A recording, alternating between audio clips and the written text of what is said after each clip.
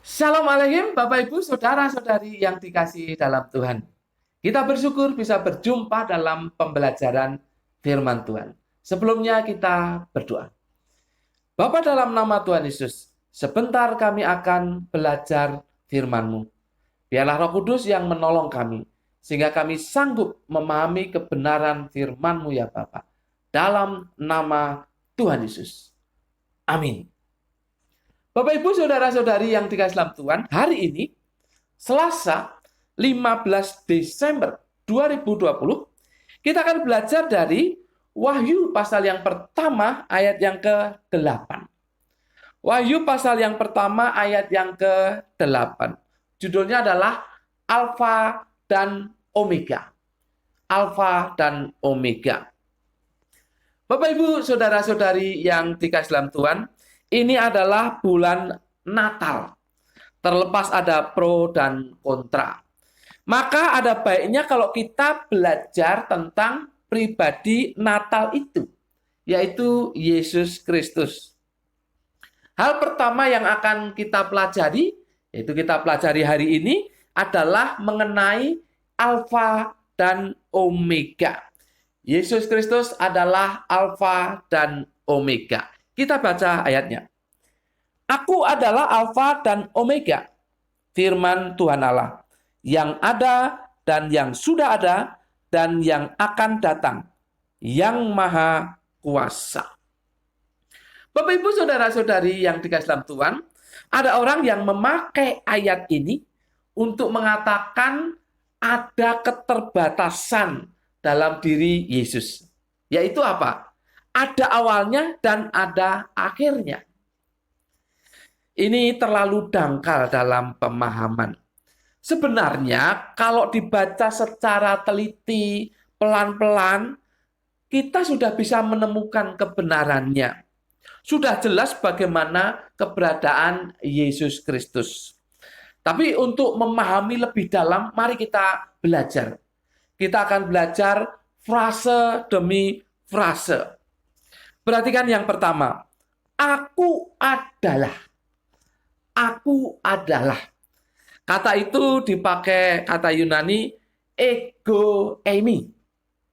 Ego eimi. Ini berbentuk atau berkala kini. Yang berarti senantiasa. Atau sedang. Jadi kalau ayat ini dibaca kapan saja itu kalanya kini kan. Jadi aku adalah. Aku adalah, itu sedang, senantiasa. Ini menunjukkan ketidakberubahan dari pribadi Natal ini. Ketidakberubahan dari pribadi Natal ini. Selamanya Yesus Kristus adalah Alfa dan Omega. Alfa dan Omega. Itu sebutan selamanya, keberadaannya selamanya. Alfa dan Omega. Tidak hanya sekali menjadi Alfa dan Omega, tapi ya selamanya sebagai Alfa dan Omega. Kemudian frase yang kedua, Alfa dan Omega.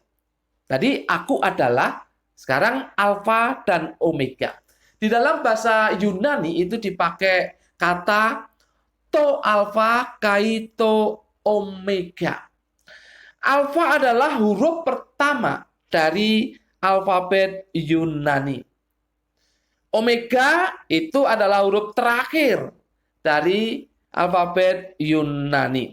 Nah, sampai di sini mungkin orang masih berpikir, kalau begitu benar dong bahwa Yesus Kristus itu ada awalnya dan ada akhirnya. Kalau begitu benar dong bahwa Yesus Kristus itu terbatas. Tunggu dulu deh. Mari kita lihat dua hal berikut ini.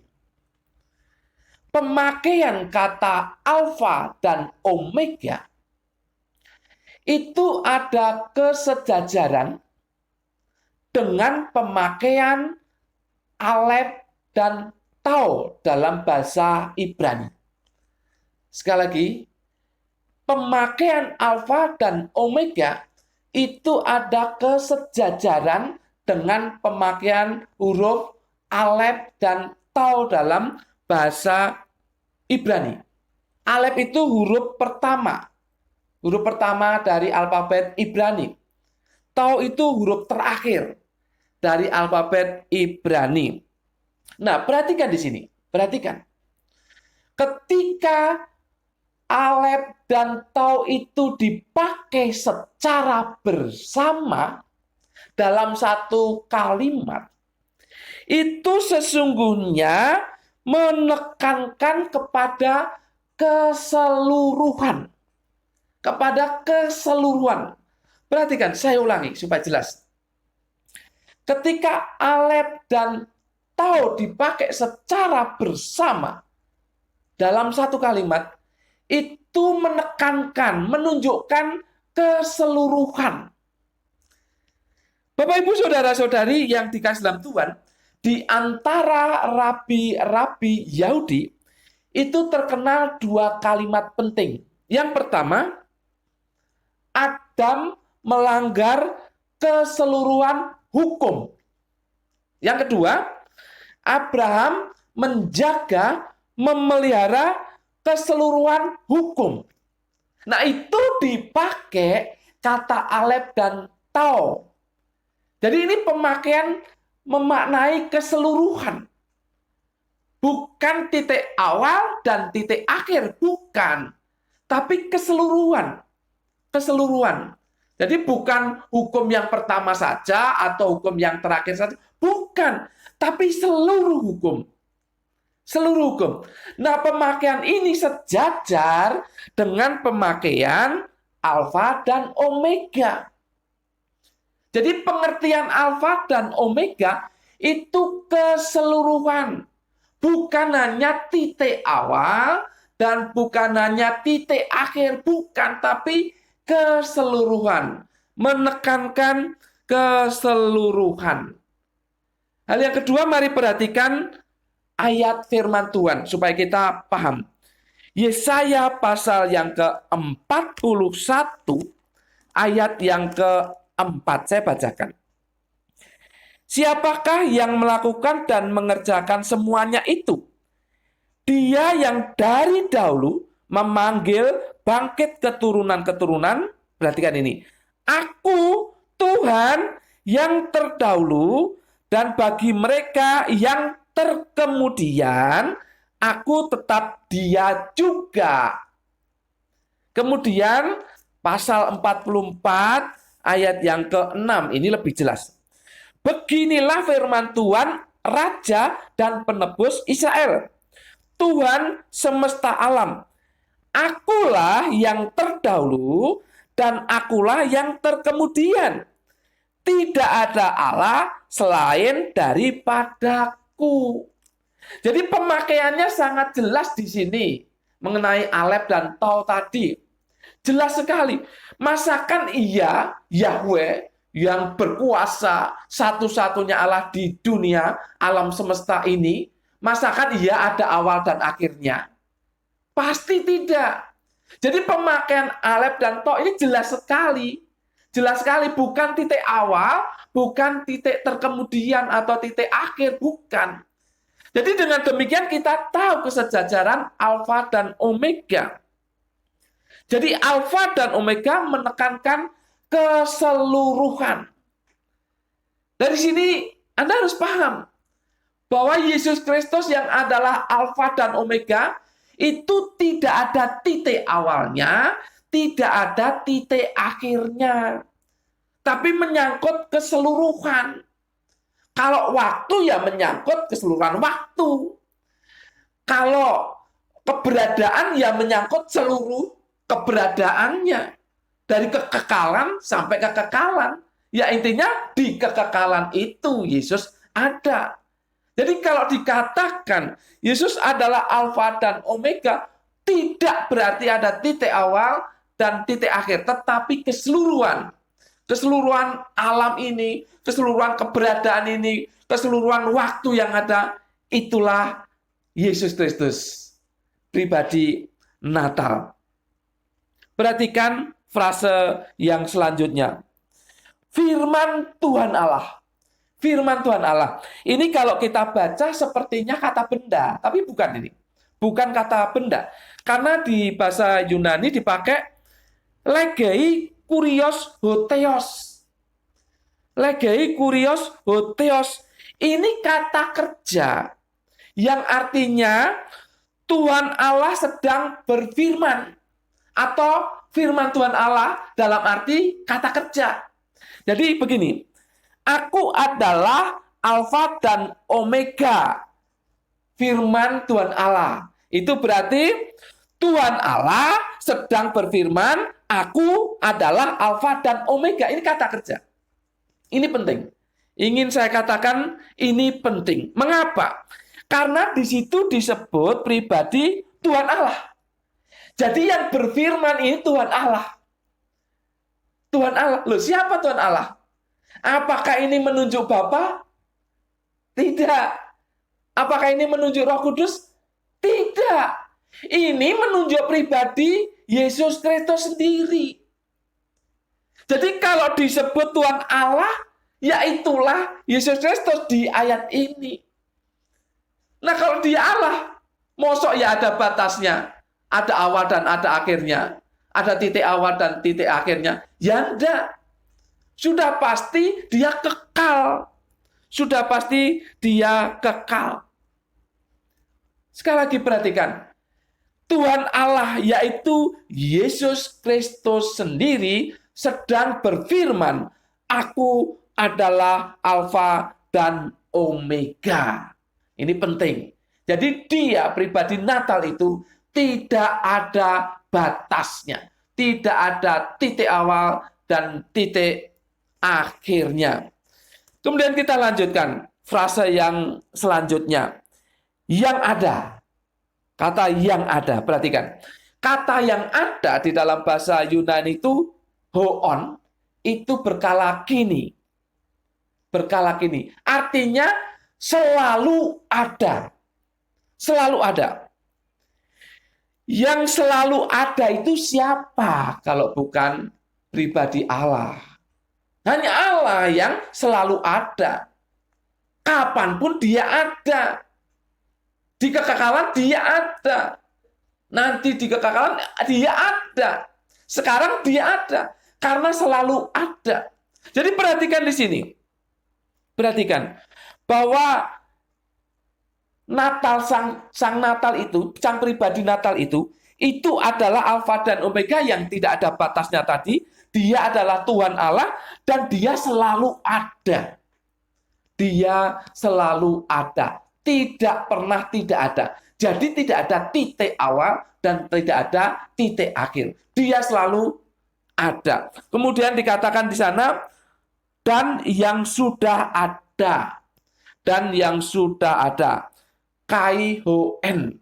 Ini dipakai kala imperfect. Artinya apa?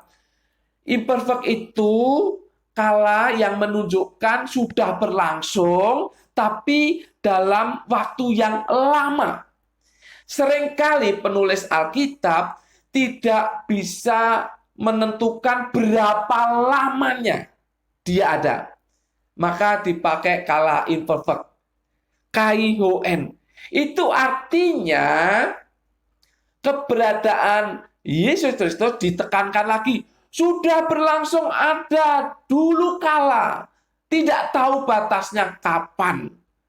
Karena memang pembahasannya sulit untuk ya dituliskan ada batasnya itu sulit sekali. Karena memang tidak ada batasnya. Sudah berlangsung ada itu dulu. Tidak ada batasnya. Kemudian dikatakan, dan yang akan datang. Ho erko nenos. Ini menarik Bapak Ibu. Karena ini berkala medial. Artinya begini. Dia akan datang dengan sendirinya. Tidak perlu ada yang menyuruhnya. Tidak perlu ada yang membuat dia datang. Tidak. Dia akan datang dengan sendirinya. Jadi perhatikan ini mengenai waktu. Dia ada senantiasa.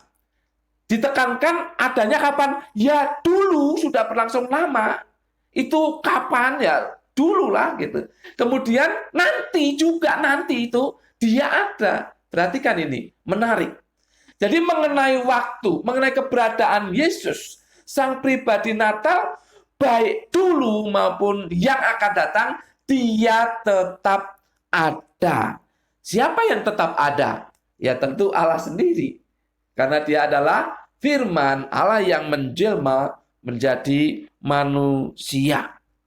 Yang terakhir, kata-kata yang terakhir, yang maha kuasa. Yang maha kuasa. Ho Pantokrator, yang maha kuasa. Ini artinya penuh kekuatan, penuh kekuasaan. Siapa dia? Yang mempunyai sepenuhnya kekuatan dan sepenuhnya kekuasaan. Ya Allah sendiri kan. Allah sendiri. Jadi perhatikan ini pribadi Natal. Dia tidak diawali, itu kelahirannya di Bethlehem zaman itu 2000 tahun yang lalu. Tidak, awalnya itu tidak di situ. Itu kan awal menjadi manusia, tapi keberadaannya sudah dulu kala dalam kekekalan sudah ada. Jadi kalau orang memahami pribadi Natal, yaitu Yesus Kristus, ada karena kelahirannya di bumi ini, di Bethlehem, melalui Maria, ada karena itu dangkal pemahamannya.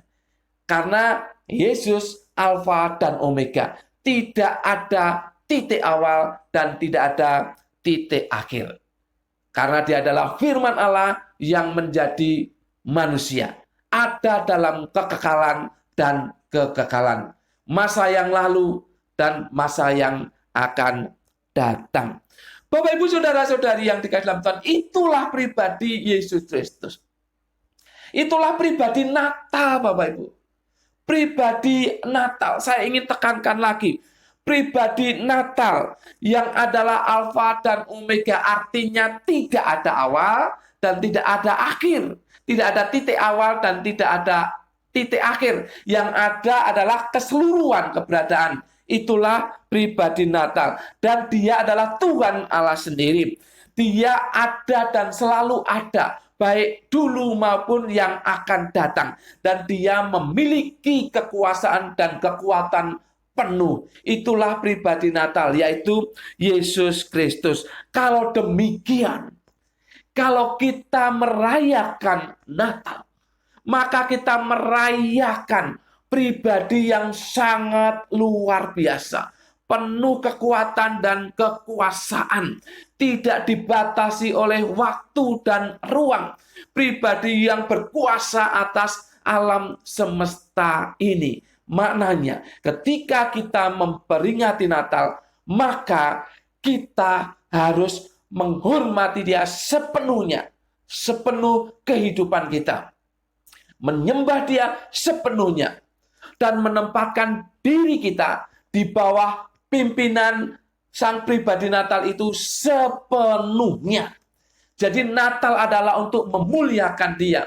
Maka kita berada di bawah perintahnya, kuasanya, perlindungannya, bahkan berkat-Nya.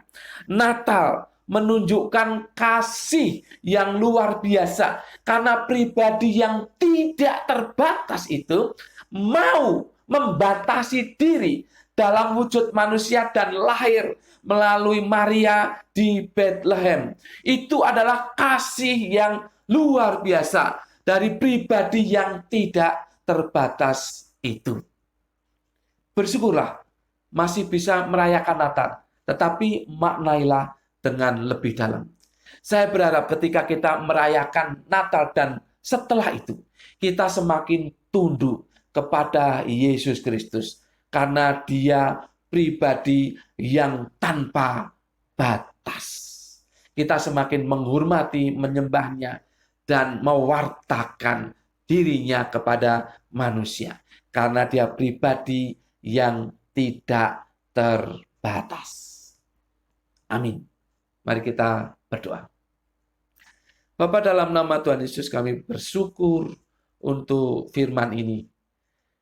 Kami menjadi lebih tahu pribadi Natal itu adalah yang tak terbatas. Karena Dia firman Allah yang menjadi manusia. Ada bersama-sama dengan Allah dalam kekekalan dan sampai kekekalan. Kami bersyukur untuk penjelasan ini. Roh Kudus tolong untuk kami bisa memahaminya dan kemudian melakukan dalam hidup kami sehari-hari firman Tuhan ini. Dan biarlah kami semakin tunduk, semakin menghormati, semakin memuliakan Yesus adalah pribadi yang tak terbatas itu. Terima kasih Bapak atas firman-Mu. Dalam nama Tuhan Yesus, kami berdoa dan mengucap syukur. Semua yang percaya katakan, amin. Tuhan memberkati Bapak, Ibu, Saudara-saudari senantiasa.